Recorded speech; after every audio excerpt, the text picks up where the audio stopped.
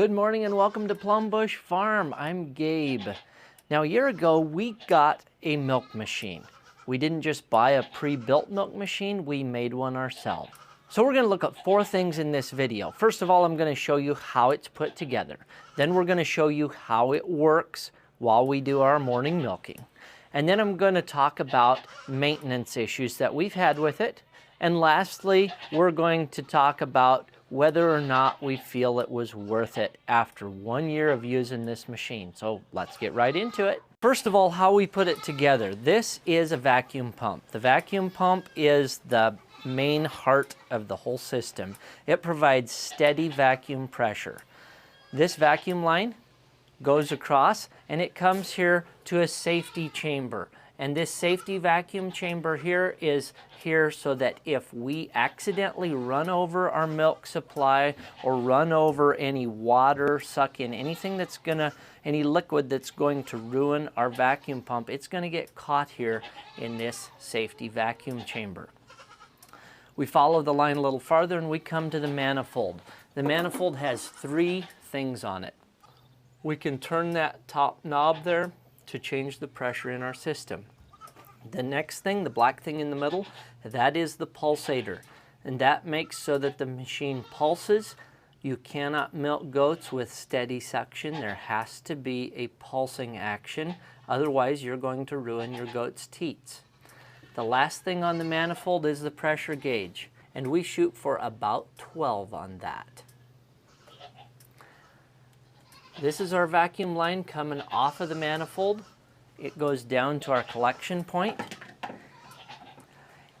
This is our collection point. We're using a simple pulse lid on a glass jar. This simple pulse lid pops off like this, and there's a filter in here to filter the milk as it's coming in.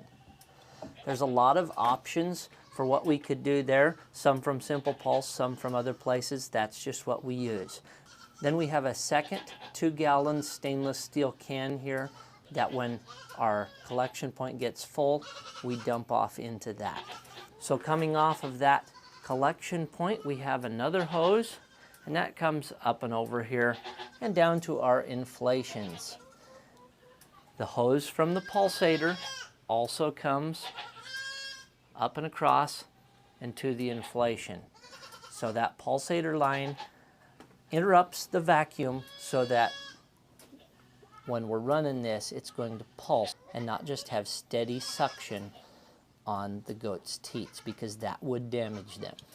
Putting together a machine like we did is cheaper than buying a Melasti or a Simple Pulse machine that's been pre-built, but you're getting roughly the same thing. So this has worked well for us. We're going to talk more about that and about how it works next. So let's get some goats in here and start milking. Okay, who gets to come in first? Fancy does. Fancy, all right.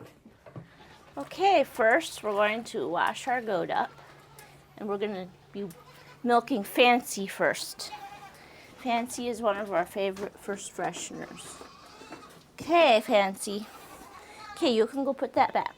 Get a squirt or 2 in case there's any dirt in her teats from laying on the ground. And she's ready to be milked. All right. Okay, who wants to turn the milker on? Somebody go turn it on. So it's just a matter of flipping a switch.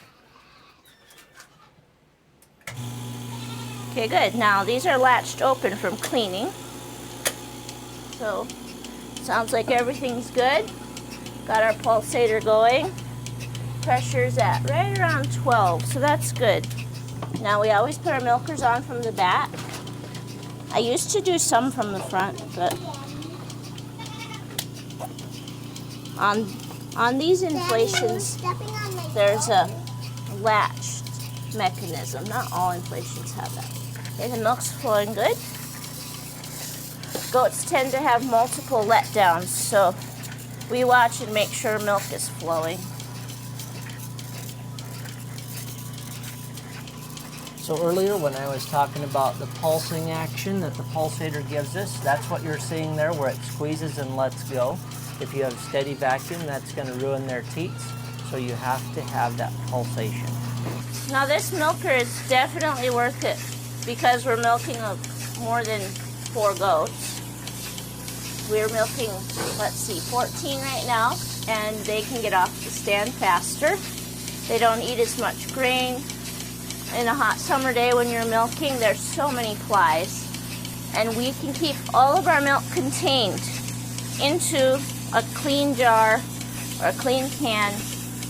That is one of the biggest reasons that I like a milker, other than it's just less work. But when the flies are bad or anything like that, you're keeping your milk clean if you have a milker, especially if you're going to sell milk. It's pretty important to be keeping it clean. I was milking enough that it was really hurting, especially my right hand. And people who milk by hand. That's your left hand. My left hand, especially my left hand. You're avoiding some major issues like carpal tunnel. So we're pretty committed to our milk goats. If I'm going to be doing this for the next 20 years, I don't want to ruin my hands doing it. Honey is a goat who does not like being milked by hand. I'll tell you that. She kicks her leg up whenever I try to milk her by hand. For every one of our goats, it is faster to milk them with the machine, no question. So from a standpoint of whether it's worth it hand milking versus machine milking time-wise, it is definitely worth it from a time perspective because we can cover more goats in a shorter amount of time.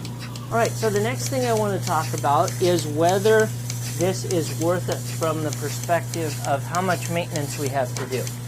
So when we get done with milking, we're going to take these hoses and the inflations that are actually milking the goat into the house, and we're going to wash them out with soapy water, and it's going to take about 2 or 3 minutes. Not a very long process to get them clean. Over here we have our safety vacuum chamber, and this vacuum chamber, if we do overflow, we have a valve at the bottom that needs to be opened to let it drain out. Let me show you that valve right down there. Now we have had it happen in the past where we got milk in here, so we had to suck in some soapy water into this chamber, being very careful not to let any go past into our vacuum pump, and then drain it. And we did that multiple times with hot soapy water, and we could also use some bleach to clean that up.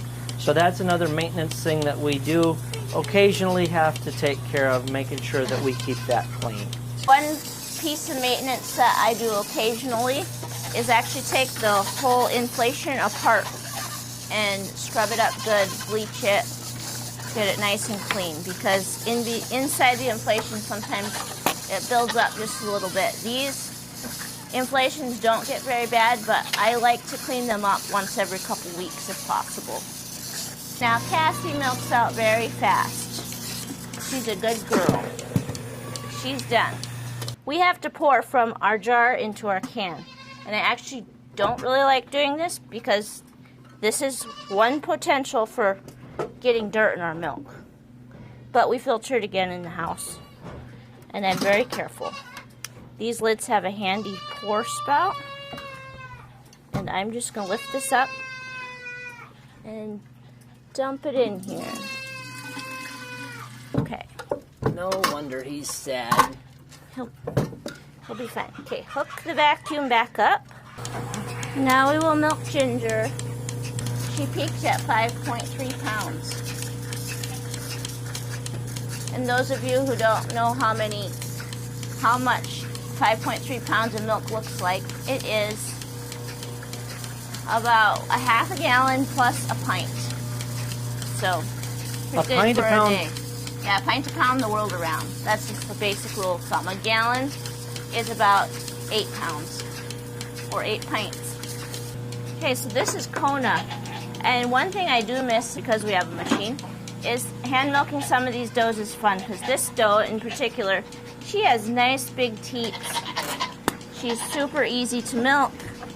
And it's just a fun experience milking by hand, and we just don't do that much anymore.